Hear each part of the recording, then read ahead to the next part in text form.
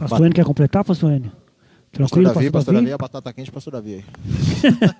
Não, eu ouvindo aqui o pastor Weldes falando, e eu meditando aqui, que na verdade, quando a gente fala de uma nova reforma, a gente tem que se lembrar que uma das ideias da reforma é que uma igreja reformada, ela deve estar sempre se reformando.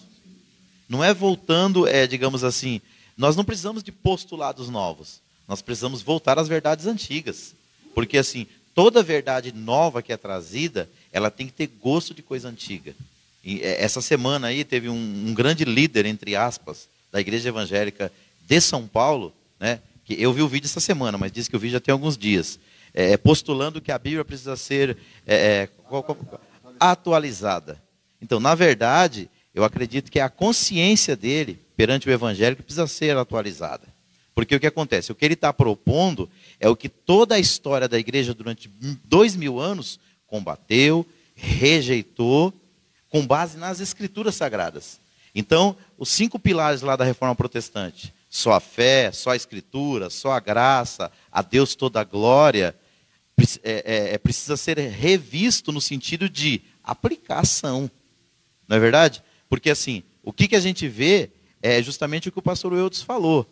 As pessoas criam um monopólio da fé, e todos aqueles que estão fora do seu arraial, eu me lembro que eu congreguei 12 anos num grande ministério aqui em São Paulo. E no dia que eu saí dele, para congregar com outro irmão amigo, eu fui considerado como um leproso. E isso acontece muito hoje nos grandes círculos evangélicos. Então, você que está dentro de uma grande denominação, não estou criticando a denominação, eu estou criticando o pensamento antibíblico. É o que o pastor falou. Você tem que olhar as outras pessoas das outras igrejas como seus irmãos em Cristo. Então, eu vou até me expressar de outra forma. Eu acho que a gente não precisa de outra reforma, a gente precisa aplicar os princípios que a reforma nos trouxe. Não é verdade? Que pode ser considerado também como uma nova reforma. Né? Precisa rever, né, pastor? Então, o que já foi feito, precisa rever e reaplicar, né? O que está acontecendo hoje, as pessoas não estão, né, vendo o que já foi escrito, né? Que são os 5 solas, né? Pode falar, pastor.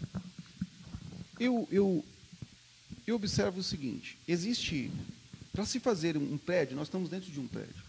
Para se construir esse prédio aqui, um engenheiro fez uma planta. Ele fez um desenho, ele fez um projeto. E registrou esse projeto na prefeitura. E aí seguiu a obra. Para que nós estejamos dentro de um ambiente onde tem uma laje, tem um forro, precisa ter um fundamento. A igreja ela tem um fundamento próprio. Quem fundamentou a igreja foi Deus. Então, assim, nós não precisamos ficar inventando nada. A gente não precisa ficar inventando uma nova versão da Bíblia. A gente não precisa ficar... A missão continua sendo a mesma. E se foge do fundamento, daquilo que o Senhor estabeleceu, tem que ser descartado. Literalmente, velho. Doa em quem doer. Se tem que doer na minha carne, que seja nela. A palavra diz que ela é capaz de fazer uma ferida, mas ela também é capaz de te curar. Então, assim, entenda. Se o fundamento é Cristo, nada depois de Cristo vai ser relevante.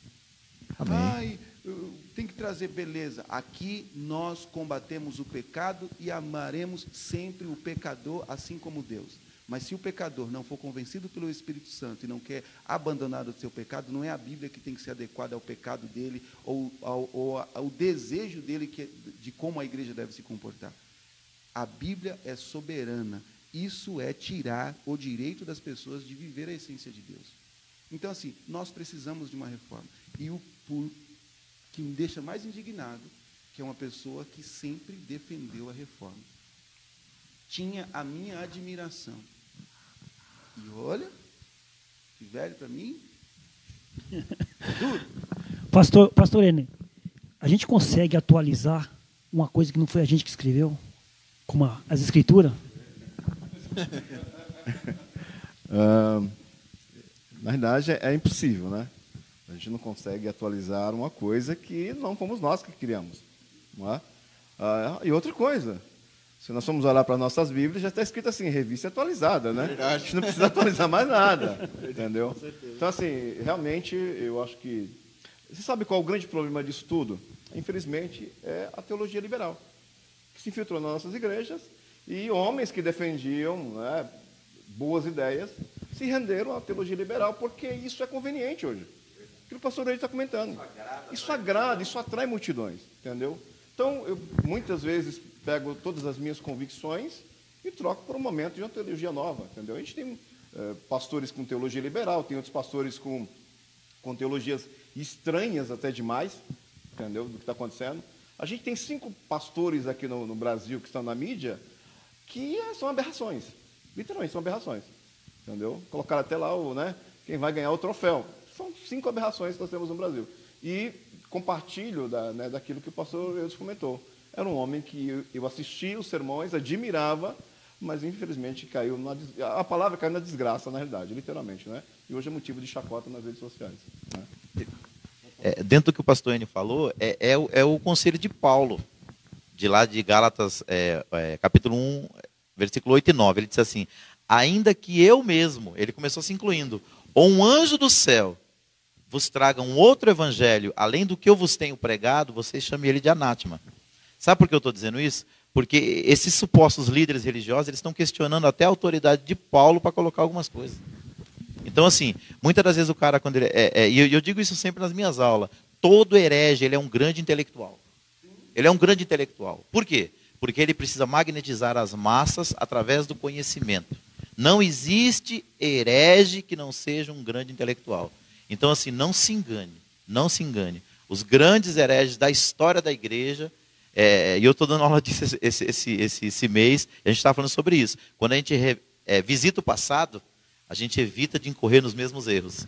E esses caras que estão com essa teologia neoliberalista, né, essa neortodoxia cristã, é justamente isso. Eles esqueceram do passado da igreja, esqueceram aonde a igreja tropeçou e errou. E estão cometendo os mesmos erros. Amém, glória a Deus. E você, está gostando?